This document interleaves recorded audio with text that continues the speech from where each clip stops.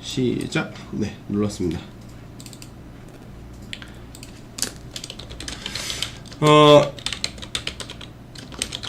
오늘 남북경협주 그리고 어제 이제 남북경협주에 대해서 기대를 하신 분들이 굉장히 많았을 거예요.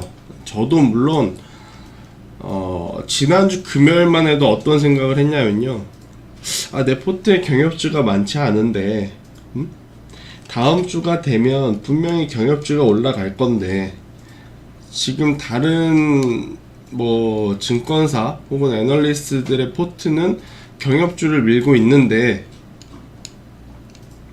나도 이거를 더 사야 되나라는 고민을 저도 인간적으로 좀 했어요. 네, 금요일날. 뭐 강했던 철도주도 좀 사고 싶었고, 비료주들도 좀 사고 싶었고, 뭐 송전주들도 사고 싶었고, 뭐 여러저러 이래저래 이제 제가 사고 싶은 종목들이 좀 있었는데, 결과론적으로는 오늘까지 딱 와서 보니까 어때요? 경협주들의 힘이 여러분들이 보시기에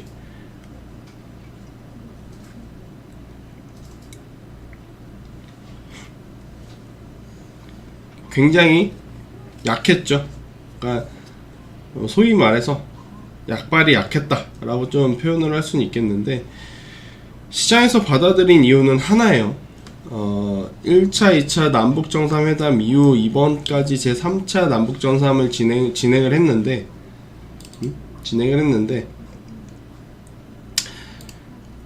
뭔가 확실한 그 끝판왕이라고 하죠, 보통. 네. 이 너저분한 사태, 그리고 어수선한, 그리고 산만한 지금 이 남북 미 중 관계를 아울러서 딱 정리해줄 만한 그런 팩트, 그런 끝판왕급인 그 단어들이 좀 안 나왔어요. 만약에 오늘 김정은 위원장이나 문재인 대통령 둘 중에 하나라도 남과 북은 오늘부터 종전이 진행될 예정이고, 남과 북 둘만 해결할 수 있는 문제는 아니겠지만 우리가 앞장서서 미국과 중국 설득을 하겠다라는 이야기, 혹은 앞으로 북한, 나 김정은은 핵무기에 대한 포기 의사를 정확하게 미국 측에 전달하겠다, 이런 뭐 기대죠, 한마디로 말하면. 네, 한마디로 말하면 이런 뭐 기대인데, 그런 끝판왕급의 단어들, 그냥 그런 내용들이 없이 지난 2차 북미 정상회담에 대한 내용에서 조금 더 진전된, 그러니까 진전이 되긴 했어요. 뭐 김정은이 서울에 온다든지, 그리고 핵시설에 사찰을 허용을 한다든지, 그런 부분에 대해서는 지난번 2차 남북정상회담보다는 진전이 된 건 맞습니다. 진전이 된 건 맞지만 우리가 경협주를 이번에 샀을 때 기대감은 뭐였죠? 딱 하나였잖아요.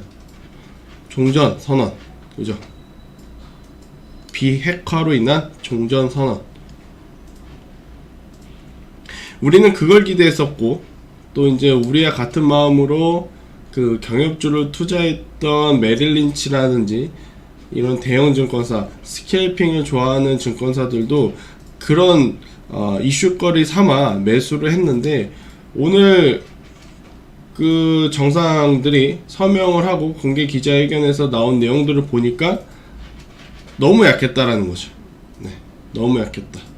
근데 그 웃긴 게 뭐냐면요, 이런 말을 하면 좀 기분이 나쁘실 수는 있어요.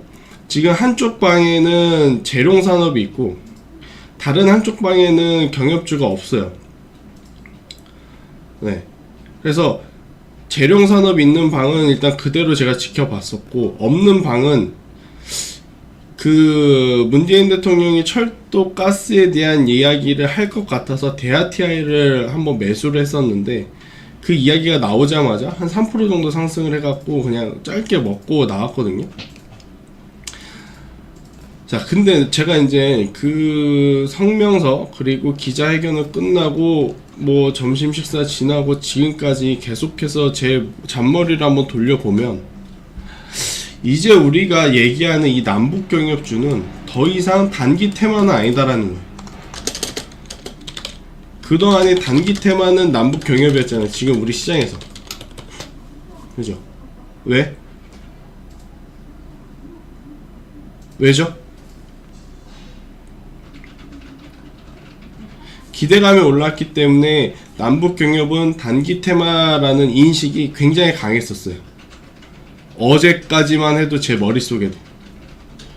근데 오늘 가만히 이제 고민을 해보니까 이게 김정은이 생각보다 저렇게 저자세로 나오고 있고, 그죠? 앞으로 미국, 그리고 한국, 중국, 그리고 북한, 이 네 나라의 관계를 조금 종합해 본다라고 했을 때는 정말로, 그러니까 통일이란 말을 쓰기는 좀 조심스럽습니다만은 그 도로라든지 철도는 시작할 가능성이 저는 굉장히 높아 보인다라는 생각을 했어요. 그래서 이게 단기 테마라기보다는 이제 성장성이 좀 포함되어 있는 테마로 봐야 되는 게 맞지 않나라는 생각이 들더라고요. 그래서 제가 장중에 재룡산업을 보유하고 있는 그룹에 어떤 이야기를 드렸냐면, 혹여나 지난 그 1차 때처럼 말 한두 마디로 이게 투매 물량이 엄청 많이 나와가지고 마이너스 15% 마이너스 20% 뭐 하한가 금방 만들거든요. 경협주들은 지금 개인 물량으로 올린 거라서. 그래서 그런 뉘앙스가 풍기는 이야기가 나오면 시장가로 정리를 하겠다라는 의견을 좀 전달을 했었어요. 실제로 뭐 여기 많은 분들이 이제 들어오셨으니까 다 아실 건데, 그런데 좀 빠졌는데 제가 원래 저 같았으면은 마이너스 8, 9%대 좀 정리하는 스타일인데 그냥 냅뒀어요. 그리고 나서 어떤 이야기를 드렸냐면 추가 매수를 고려하고 있다. 네, 추가 매수를 고려하고 있다. 그리고 나서 트럼프가 트위터에다 글을 하나 올렸죠. 글을 한번 같이 볼까요? 글을 하나 올렸는데 굉장히 그 우호적인, 그러니까 좋은 내용의 글이었어요. 네. 뭐 김정은 위원장은 최종 협상에서 핵사찰을 허용하였고, 이건 되게 좋잖아요, 그죠? 이 뒤에 내용도 좋죠. 네. 또 이제 북한과 한국은 2032년 올림픽 개최를 위한 공동 유치 신청을 할 것입니다. 여기서 저는 좀 주목을 했던 거예요. 공동 유치라는 것은 단순히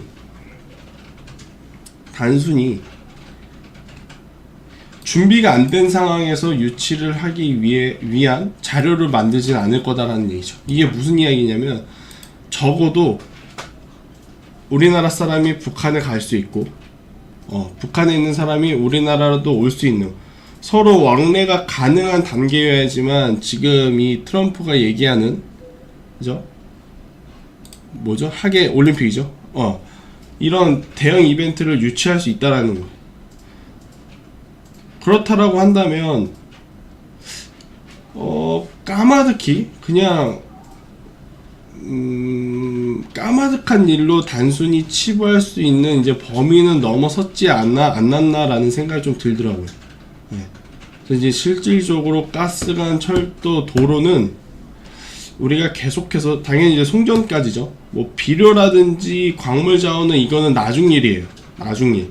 그거는 철도, 도로, 송전이 다 완공이 되고 나서 그 다음에 우리나라, 북한이 자유롭게 드나들 수 있는 그때가 돼야지만 실질적으로 자원을 켤 수 있고 가서 개발을 할 수 있는 거지. 그것까지 저는 같이 처음부터 시작할 것 같진 않아요. 그래서 이제 제 이야기의 요지는, 많은 남북 경협주가 있겠습니다만은 지금 네 가지죠. 철도, 가스, 도로, 송전 같은 경우에는 이제는 단순히 단기 테마로 접근할 이제 섹터는 아니다 라고 좀 결론을 내렸어요. 그래서 어떻게 할 거냐,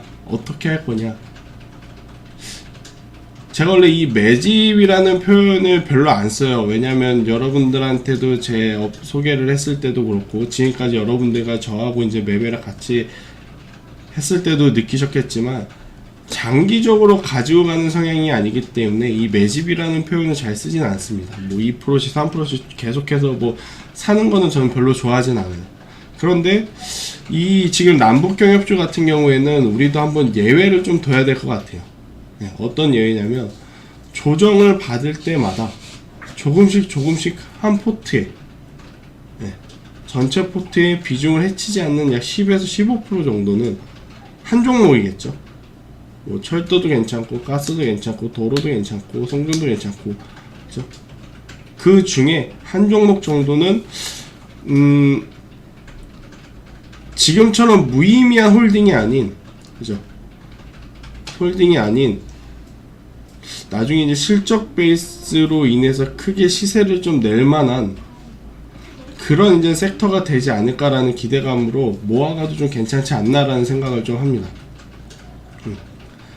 그래서 앞으로 이제 남북 경협주 같은 경우에는 제가 계속 뭐 앞서서 퍼스텍도 같이 매매를 했지만, 선도전기도 매매를 했고 퍼스텍도 매매를 했지만 굉장히 짧게 갔죠. 조정받을 때 매수해서 다음날 슈팅 나오면 팔고, 또 그 다음에 쉬고 있는 종목 먼저 샀다가 움직이면 팔고 그랬는데, 단순히 한두 번 슈팅에 뭐 5%, 7% 이렇게 먹는 것보다는 조금 더, 지금 우리가 대표적으로 가지고 가는 종목이 코오롱 티슈진이었고, 또 오늘은 이제 코오롱 티슈진을 30% 수익권에서 오늘 전량 매도를 했잖아요. 그리고 나서 이제 그 다음에 갖고 가는 게 RS 오토메이션이죠. RS 오토메이션도 오늘 기준으로, 종가 기준으로 벌써 이제 두 자릿수 수익이 됐는데, 이런 종목처럼 이 매수 타점을 조금 더 제가 정확하게 잡아가지고 한번 끌고 갈 수 있는 이제 섹터가 되지 않았나라는 생각이 들더라고요. 네. 지금 뭐 이쪽에 저하고 같이 하시는 분들 거의 200분 정도 되시죠. 그리고 또 한쪽에서도 뭐 200분 정도 되었고, 굉장히 많은 인원이 지금 있는데, 오시는 분들마다 가장 많이 물어보는 게 뭐냐면, 가장 많이 물어보는 게 바로 경농, 조비, 대유, 또 뭐 있죠? 현대로템, 그리고 디케이라. 다 경협주들을 물어봐요. 경협주들을. 근데 저는 지금 여러분들한테 어떤 이야기를 드렸냐면, 계속해서 조금 더 보유를 하자라는 이야기를 좀 드렸어요. 네. 그런데 이제 왜 보유를 하냐, 라는 그 Y에 대한 제 대답은 지금 방금까지 말씀드린 거예요. 네. 이제는 경협주가 단기적인 테마로 붙을 섹터는 아니다. 실질적으로 이행될 가능성이 높은 가스나 철도나 이런 도로 쪽은 이제부터는 조금씩 매집을 해도 된다 라는 관점인 겁니다. 그러니까 이게 어떤 거냐면,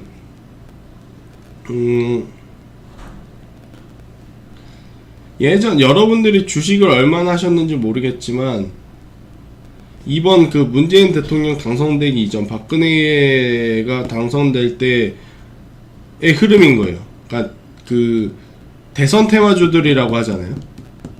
네. 그때 한참 이름 날렸던 게 뭐예요? 보성 파워텍, 뭐 안랩, 안철수 안랩,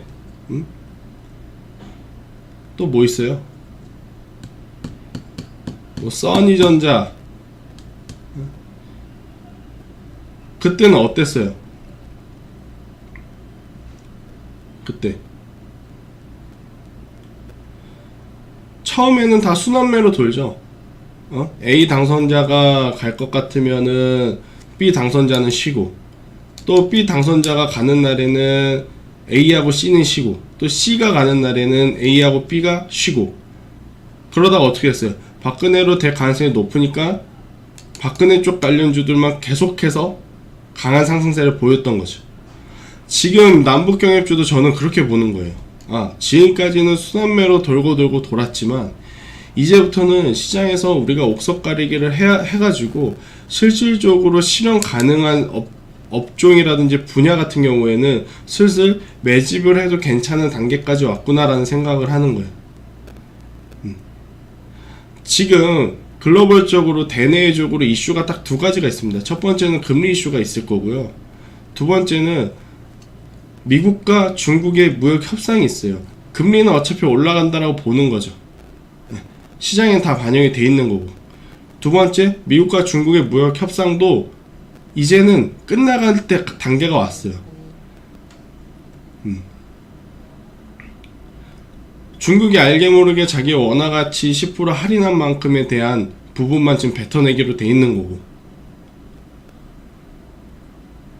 미국은 실질적으로 경기가 너무 좋고 트럼프는 괴짜긴 하지만 사업성으로는 그리고 협상가로서는 정말 베스트한 길을 가는 거고, 중국을 길들일 수 있는. 그렇기 때문에 조만간에 대내적인 큰 이슈들도 정리가 될 가능성이 높아요. 그러면 이 트럼프도 중국과 이제 관계가 정리가 되면 그 다음에 할 일은 바로 김정은과의 비핵화 종전 선언에 대한 결과를 이제 내는 그 시기만 남았습니다. 그 과정만. 그러면 지금처럼 사실 그 2차 북미 정상회담 이후에 속도가 안 붙었었거든요. 근데 이제 앞으로는 그 부분, 금리 인상이라든지 미국과 중국의 무역 협상이 완료가 된다라고 한다면 이제 경협 이슈는 속도가 굉장히 붙을 가능성이 높아요. 그게 좋은 방향이든 안 좋은 방향이든 지금까지 봤을 때는 안 좋은 방향으로 가기도 어렵다라고 봅니다. 북한이 저렇게 저자세로 나오는데 김정은 위원장이 우리가 생각한 것만큼 지금 저자세인 거예요. 저 정도면. 그렇기 때문에 가는 과정에 경협주들 흔들리겠죠. 당연히. 왜? 개인 투자자들밖에 안 샀으니까. 그래서 중간중간에 부침은 있겠지만 저는 조금 더 끌고 가자라는 이야기는 좀 드리도록 하겠습니다. 경협주는. 지금까지 이야기를 듣고 이해가 안 가시는 분은 이해가 안 간다라고 좀 말씀을 해주시면 돼요.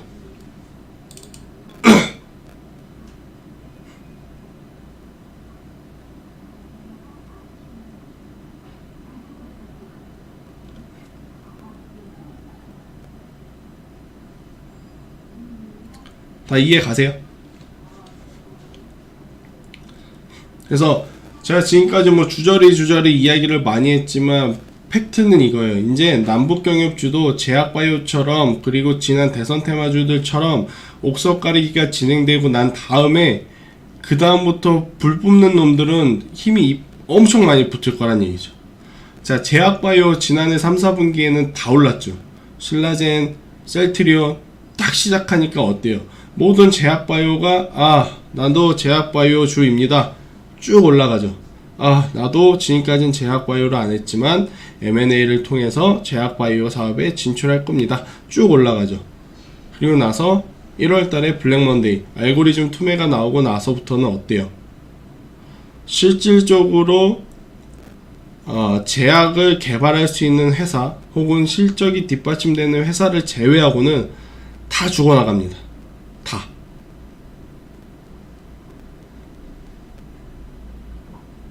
그래서 경협주들도 마찬가지인 거예요.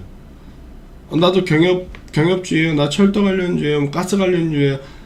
일단 지금은 다 오른 상태지만 이제부터 오를 기업은 실질적으로 철도로 깔게 되면 납품을 하는 회사인지 제품을 생산하는 회사인지,